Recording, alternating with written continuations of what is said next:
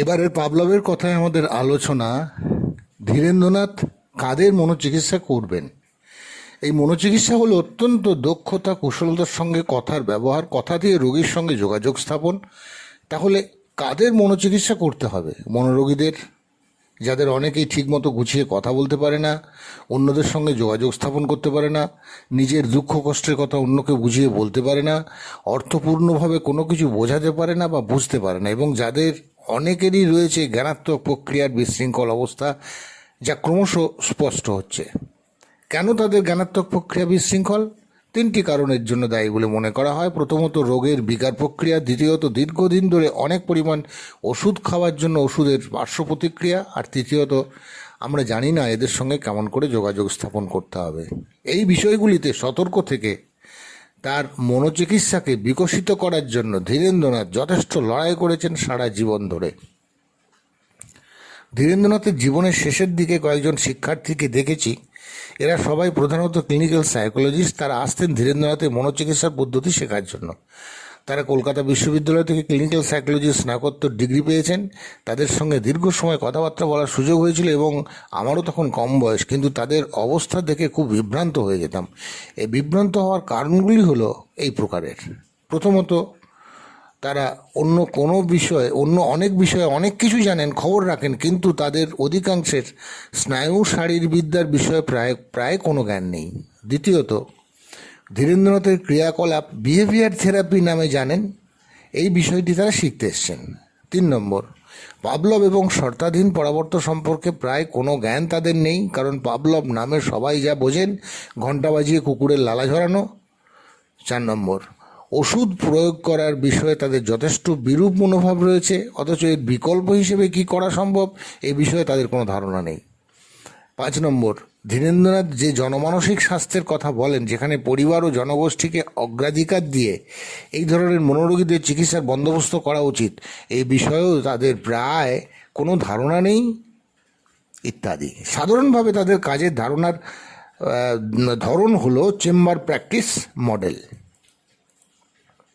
অবশ্যই এর কোনো একটি কারণের জন্য তারা দায়ী নন। দায়ী আমাদের দেশের প্রশিক্ষণ ব্যবস্থা। শুরুতে আমি তাদের সঙ্গে তর্কাতর্কি করতাম, কিন্তু যখনই উপলব্ধি করলাম এতে তারা অপমানিত বোধ করছেন, তখন আর ও পথে পা বাড়ায়নি। সব থেকে বড় অসুবিধা হতো, তারা যে ফ্রয়েডীয় ও নিও ফ্রয়েডীয় জার্গানগুলি ব্যবহার করতেন এসবগুলিতে, কারণ এর দ্বারা তারা ঠিক কী বোঝাতে চাইতেন বুঝতে পারতাম না, বিশেষত সাইকোমেট্রির মেজারমেন্ট, বুদ্ধঙ্কর মাপজোক ইত্যাদি ক্ষেত্রে। একবার তারা ব্যক্তির মন, বিষয়, নির্গান সত্তা ইত্যাদি নিয়ে তর্ক জুড়ে দিলেন। আমি অনেকক্ষণ লড়াই করলাম। এরপর ধীরেন্দ্রনাথ যখন দেখলেন আমাদের মতান্তর মনান্তরে গিয়ে পৌঁছাবে, তখন তিনি আমাদের থামিয়ে দিলেন। যে কথা প্রসঙ্গে এত কথা বলা হলো, এরা মনোচিকিৎসার নামে কি করে থাকেন তা এখনও আমরা জানি না। তারা যাই করুন, ফ্রয়েডীয় ধ্রুপদী মনোসমীক্ষণ পদ্ধতি প্রয়োগ করবেন না। একে পরিবর্জিত করে কিছু করতে পারেন, কিন্তু বাস্তবে নিজেদের জ্ঞান বুদ্ধি বিবেচনা মতো রোগীর সঙ্গে কথোপকথন করে থাকেন। এর বেশি নিশ্চয়ই কিছু নয়। বন্ধুদের অনেকের কাছে শুনেছি মানবতাবাদী মনোবিদ কার্ল রজার্সের কাউন্সেলিং পদ্ধতি অনেকে প্র্যাকটিস করে থাকেন। আমাদের এখানকার মনোবিদ্যার প্রতিষ্ঠানগুলিতে এই পদ্ধতি, অর্থাৎ ক্লায়েন্ট সেন্টার সাইকোথেরাপি ইত্যাদিই চলে। বিষয়টি এমন হওয়াই স্বাভাবিক। যে কোনো একটি মানুষ যখন পীড়িত অবস্থায় আমাদের কাছে সাহায্য প্রার্থী হচ্ছেন, তখন তার কষ্ট লাঘব করার জন্য আমরা মানসিক স্বাস্থ্য পরিষেবার সঙ্গে যারা যুক্ত রয়েছি, তাদের কর্তব্য এই পীড়িত মানুষটিকে কিছু ত্রাণ দেওয়া।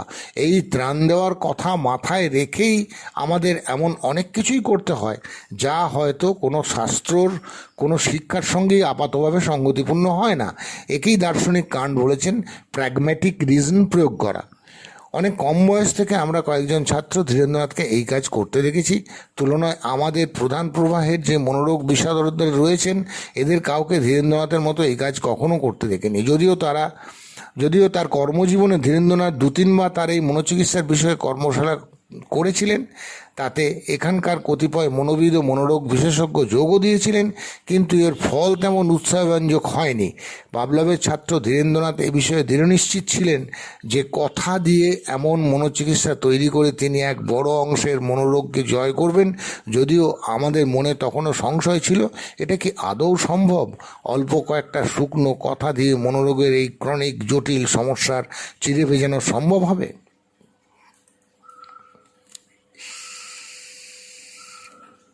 আমাদের এই সংশয়ের অন্যতম কারণ আধুনিক চিকিৎসা বিজ্ঞানের অগ্রগতি, যেখানে ওষুধ বিজ্ঞান এর বড় অংশ দখল করে নিয়েছে। মনোরোগবিদ্যা চিকিৎসাবিদ্যার একটা ঘনিষ্ঠ অংশ। চিকিৎসাবিদ্যায় আমরা আশা করি রোগীর রোগ ইতিহাস বিচার বিশ্লেষণ করে প্রয়োজনীয় ক্লিনিক্যাল ল্যাবরেটরির পরীক্ষা নিরীক্ষা করে কোনো ক্রমে যদি আমরা রোগ নির্ণয়ে সমর্থ হতে পারি, তাহলে ওষুধ বিজ্ঞানের যে অগ্রগতি ঘটেছে এতে রোগ নির্মূলের জন্য একটা কোনো ওষুধ নিশ্চয়ই পাওয়া যাবে যা দিয়ে রোগ সারিয়ে তোলা সম্ভব হবে। কথাটা একেবারে ফেলে দেওয়ার মতো নয়, কারণ কিছু রোগের নিরাময়ের ব্যাপারে এমন চমৎকার ওষুধ বাজারে পাওয়া যায় যা 30-40 বছর পূর্বে কল্পনাও করা যেত না। মনোরোগের বিষয়েও একই কথা বলা যায়। পৃথিবীর সমস্ত মনোরোগ বিশেষজ্ঞরা এই কারণে অত্যধিক ওষুধের উপর নির্ভরশীল। অন্য কোনো চিকিৎসার পদ্ধতি তারা ভাবতেই পারেন না। অস্বীকার করার উপায় নেই, ওষুধের গুণে অসম্ভব কষ্ট স্বীকার করে চলা মনোরোগীরা প্রভূত উপকৃত হচ্ছেন। তাদের এবং তাদের পরিবারের প্রতিদিনের কষ্ট দারিদ্র্যের সঙ্গে মিলেমিশে ছিল মর্মান্তিক ধরনের, আজও অনেক ক্ষেত্রে তাই। তবু নিয়মিত অল্প পরিমাণ ওষুধ যারা খায় তারা অনেক ভালো থাকেন। ভুক্তভোগীরাই জানেন জুতোর পেরেকের ব্যথা। এই সমস্ত কিছু স্বীকার করে নিয়েও আমাদের বলতেই হবে, মানুষ শুধু জৈবিক উপাদান নয়, এবং ওষুধ সব থেকে বেশি ক্রিয়াশীল হয় জৈবিক বিশৃঙ্খলাকে প্রশমিত করার বিষয়। আধুনিক মানুষ হলো সমাজবিজ্ঞান, জীববিজ্ঞান ও মনোবিজ্ঞানের সমাকলিত ফসল। তাই ব্যক্তি তার পরিবেশ পরিস্থিতির সঙ্গে কেমনভাবে মানিয়ে নিয়ে জীবনযাপন করবে এই বিষয়টি শুধুমাত্র কয়েকটি ওষুধ প্রয়োগ করে ব্যবস্থা করা সম্ভব নয়। আমাদের এখানে প্রতিটি মনোরোগী এবং তার পরিবারের জন্য উপযুক্ত ও যথাযথ, অর্থাৎ তার জীবনযাপনের জন্য মানানসই গাইডেন্স প্রয়োজন হয়। কখনো এমন গাইডেন্স পরিবারটির ক্ষেত্রে জীবনদায়ী হয়ে দাঁড়ায়। এমন অবস্থায় ভুল পরামর্শের জন্য সমস্ত পরিবারটি ছারখার হয়ে যেতে পারে। এখন কে দেবেন এই গাইডেন্স? মনোবিদ বা মনোচিকিৎসক বা মনোরোগ বিশেষজ্ঞ ছাড়া মনোরোগীদের সমস্যা আর কেউ বোঝেন এমন মনে হয় না। তাই প্রতিটি ক্ষেত্রে ধীরেন্দ্রনাথের অভিপ্রায় থাকতো এদের সুপরামর্শ দেওয়ার জন্য, যার অনেকাংশ তিনি এই মনোচিকিৎসার মাধ্যমেই দিতেন।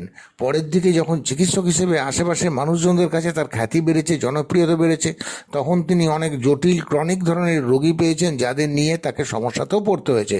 তবে এমন ভাবার কোনো কারণ নেই যে ওষুধের বিষয়ে তার আগ্রহ ছিল না। তিনি যথেষ্ট আগ্রহের সঙ্গে নতুন ওষুধের কার্যকারিতার বিষয়ে খোঁজখবর নিতেন, আমাদের সঙ্গে আলোচনা করতেন, প্রয়োজন মতো তা আমাদের প্রয়োগ করতে দিতেন। কিন্তু তার রোগীদের মনোচিকিৎসার বিষয়ে আমাদের সঙ্গে আলোচনা করলেও শেষ পর্যন্ত যা করার তিনিই করতেন, আমাদের নাক গলাতে দিতেন না।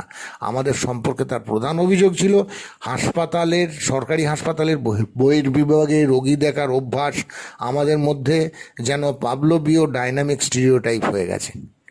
আমরা যেহেতু প্রধান প্রবাহের মনোরোগ চিকিৎসার প্রশিক্ষণের পর তার কাছে গেছি, তাই এই পাভলোভীয় পদ্ধতি সম্পর্কে আমাদের সংশয় ছিল, এবং এটা থাকাই স্বাভাবিক।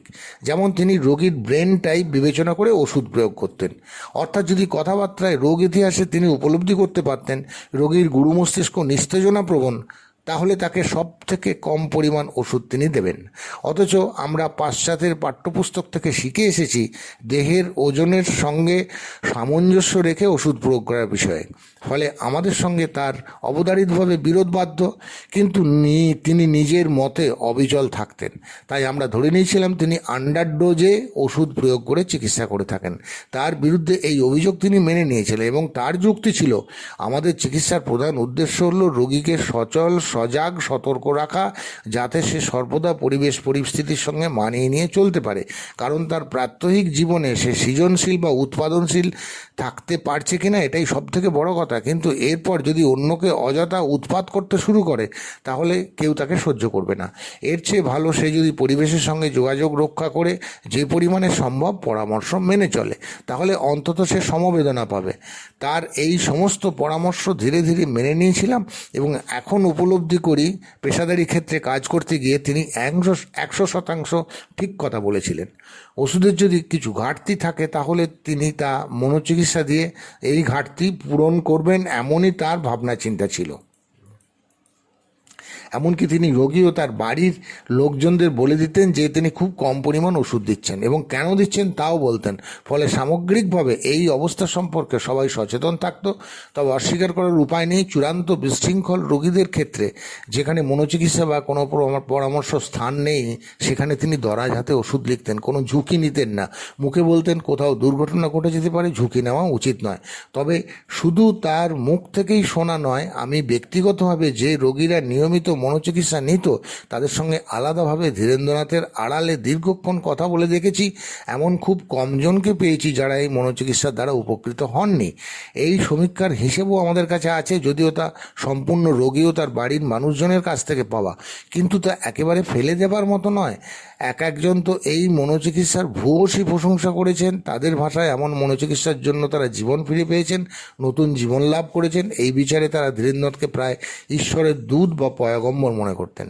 সব থেকে বড় কথা হলো রোগী তার রোগীপূর্ব অবস্থায় ফিরে যেতে চাইত এবং ধীরেন্দ্রনাথকে পরামর্শ দিত, ডাক্তারবাবু আপনি এই কথাগুলো বলে দিন। তাদের প্রতিটি কথা পরামর্শ ধীরেন্দ্রনাথ মন দিয়ে শুনতেন এবং তার মনোচিকিৎসার প্রয়োজন মতো অন্তর্ভুক্ত করতেন। এমনকি কথাও বলে দিতেন, এই যে তুমি একান্তভাবে সুস্থ হতে চাইছো, এই ইচ্ছা আকাঙ্ক্ষা তোমায় সম্পূর্ণ সুস্থ করে তুলবে। এটা অবশ্য ধীরেন্দ্রনাথের কথা নয়, তার শিক্ষক পাভলভের কথা। তার মনোচিকিৎসা একজনের কাছে এমনই দামি ছিল যে এর জন্য তারা বারবার আসতো, অপেক্ষা করত। তিনি বিরক্ত হয়ে দুটো অন্য কথা বললেও গায়ে মাখত না।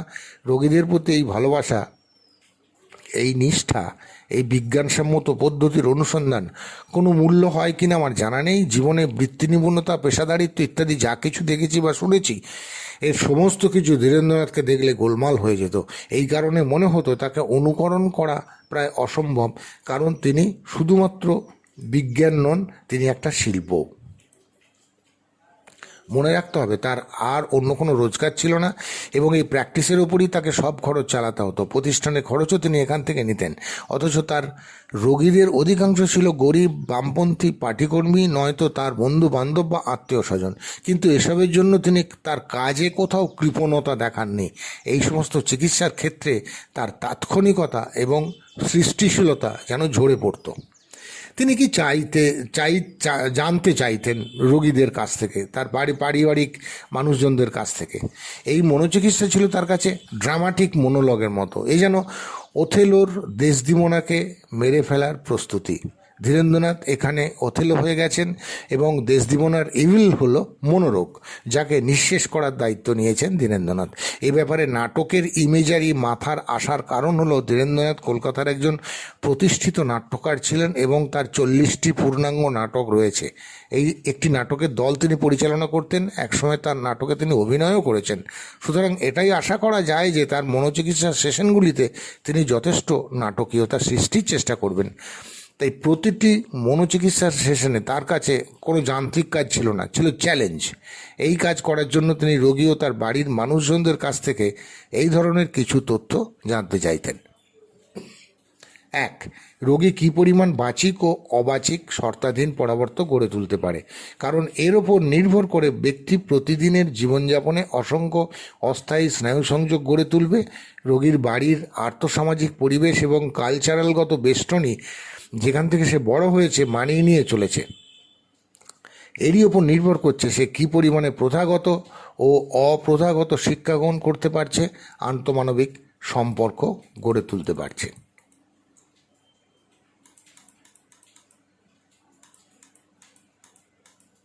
2. রোগীর গুরু মস্তিষ্কের উদ্দীপনা নিস্তেজনা ক্রিয়া কী পরিমাণ সক্রিয় ও ভারসাম্য রক্ষা করে চলতে পারে। সাধারণভাবে স্নায়ুকোষগুলির শক্তি, ভারসাম্য রক্ষা করার ক্ষমতা ও গতিময়তা কী প্রকারের। বাইরের উদ্দীপনায় সে কী পরিমাণে উদ্দীপিত হয়ে থাকে, অল্প উদ্দীপনায় বেশি উদ্দীপিত হয়, না আদৌ কোনো প্রতিক্রিয়ার বহিঃপ্রকাশ ঘটে না বা প্রতিক্রিয়া পেতে হলে বেশি উদ্দীপনার প্রয়োজন হয় ইত্যাদি। পাভলভীয় ভাষায় রোগীর মস্তিষ্ক কোন দশায় রয়েছে, সমতা বিধানকারী, স্ববিরোধী বা অতি স্ববিরোধী দশায়, এটা জানতে হবে। কেন তার প্রতিক্রিয়া অসঙ্গতিমূলক হয়ে দাঁড়াচ্ছে সেটাও জানতে হবে। 3. রোগীর পাভলভীয় ব্রেন টাইপ কী ধরনের, অর্থাৎ এই 4টি ধরন যথা কোলেরিক, স্যাঙ্গুইনাস, মেলাঙ্কোলিক, ফিলোসফিক, এর মধ্যে কোনটি অথবা কোনোটিই নয় এটা জানতে হবে। তার গুরু মস্তিষ্ক কি শিল্পী ধরনের না দার্শনিক ধরনের, কারণ এই মস্তিষ্কের ধরন তার প্রতিদিনের জীবনযাপনের ক্রিয়া প্রতিক্রিয়া ঘটিয়ে এই ধরনের লক্ষণ উপসর্গর ডায়নামিক স্টিরিওটাইপ বা অভ্যাস তৈরি করেছে। 4. রোগীর মনোরোগের প্রকৃতি কী প্রকারের, এটি উন্মাদ ধরনের না বায়ুরোগ ধরনের। যদি গুরু মস্তিষ্কের বিশৃঙ্খলা খুব বেশি ধরনের হয় তাহলে এটি কর্মপ্রক্রিয়াগত দিক থেকে উন্মাদ ধরনের। সেক্ষেত্রে রোগীর নিজের অবস্থা বা অবস্থান সম্পর্কে তেমন যেমন উপলব্ধি করার মতো ক্ষমতা নেই, তার জ্ঞানাত্মক প্রক্রিয়া প্রয়োগ করার মতো অবস্থা নেই।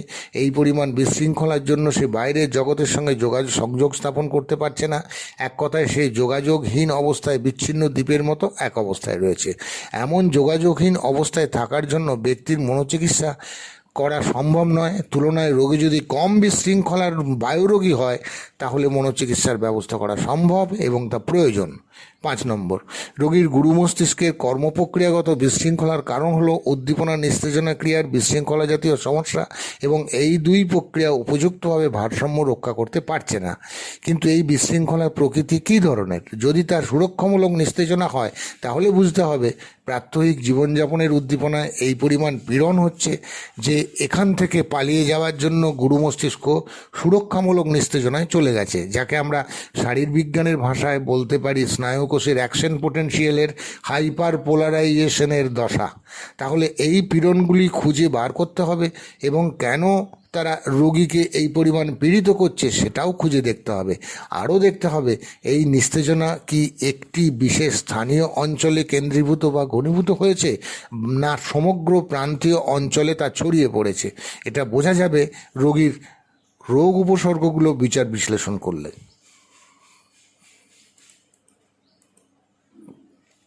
6 নম্বর, মানুষের ক্ষেত্রে বাইরের জগতের সঙ্গে অভিযোজন করার জন্য বাচিক সংকেততন্ত্র আবশ্যিক ধরনের। শুধু তাই নয়, মনোচিকিৎসার ক্ষেত্রেও কথা হলো শর্তাধীন উদ্দীপনা। তাহলে দেখতে হবে কথা দিয়ে রোগীর সঙ্গে যোগাযোগ স্থাপন করা সম্ভব হচ্ছে না। কেন হচ্ছে না? রোগী ও তার বাড়ির মানুষজনের কাছে রোগ ইতিহাস নেওয়ার সময় লক্ষ্য করতে হবে তারা কী ধরনের বাগধারা, বাক্যালঙ্কার, ইঙ্গিত, অর্থপূর্ণতা কথার মধ্যে দিয়ে ব্যবহার করে চলেছে, এসব বোধগম্য কিনা এবং তাই দিয়ে রোগীর বাচিকতন্ত্রের অবস্থা উপলব্ধি করা যায় কিনা। এমনকি তা না হলে রোগীর অবাচিক অর্থাৎ আচরণগত প্রকাশ কী অবস্থায় রয়েছে সেটাও জানতে হবে। রোগীর মনোচিকিৎসা করার সময় এই বিষয়গুলি সম্পর্কে জ্ঞান লাভ অত্যন্ত জরুরি। বিশেষত এইসব ঘাটতি থাকা সত্ত্বেও রোগী কীভাবে পরিবেশ পরিস্থিতির সঙ্গে মানিয়ে নিয়ে চলেছে, কেমন করে সে তার মূর্ত নির্দিষ্ট অর্থাৎ কংক্রিট বাস্তবতাকে অনিশ্চিত আকস্মিক অবস্থাগুলিকে সামাল দিচ্ছে, সে কেমন করে হাতের কাছে পাওয়া উপাদানগুলি সদ্ব্যবহার করতে পারছে, সে তার সুবিধা অসুবিধাগুলি কিভাবে এবং কী পরিমাণ জানাতে পারছে, যদি না পারে কোথায় বাধা পাচ্ছে, কেন সে তার সমস্যাগুলি থেকে বেরিয়ে আসতে পারছে না। এই সমস্ত ক্ষেত্রে বাচিক সংকেততন্ত্রকে সে কী পরিমাণে ব্যবহার করতে পারছে। যাই হোক, সব কিছু মিলিয়ে দেখা যাবে রোগী তার নিজের মতো করে চিকিৎসকের সঙ্গে যোগাযোগ স্থাপনের চেষ্টা করছে বা করছে না, অর্থাৎ পারছে না। আশা করা যায় সে বা তার বাড়ির মানুষজন নিজেদের মতো করে কষ্টের কথা জানানোর চেষ্টা করে যাচ্ছে।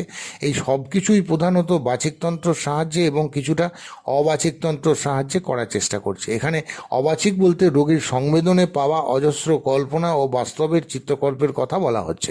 মনোচিকিৎসককে দেখতে হবে এর কী পরিমাণ বাচিকতন্ত্রের সঙ্গে যুক্ত হয়ে রয়েছে, বিশেষত রোগীর ভাব ও আবেগ এর মধ্যে কোনটি কী পরিমাণে প্রাধান্য বিস্তার করছে। এর ওপর নির্ভর করবে বাচিক ও অবাচিক সংকেতগুলিকে সে কিভাবে বিচার বিশ্লেষণ করছে। সাধারণত বাচিকতন্ত্রের সমস্ত কিছু বিমূর্ত ধরনের হয় এবং সামগ্রিক অবস্থার সামান্যীকরণ করে চলে। এরই ওপর নির্ভর করে যুক্তি বিচারবোধ কী প্রকারে ক্রিয়াশীল হচ্ছে তা আমাদের জানতে হবে। এই সমস্ত ক্ষেত্রে ভাষার ভূমিকা কী?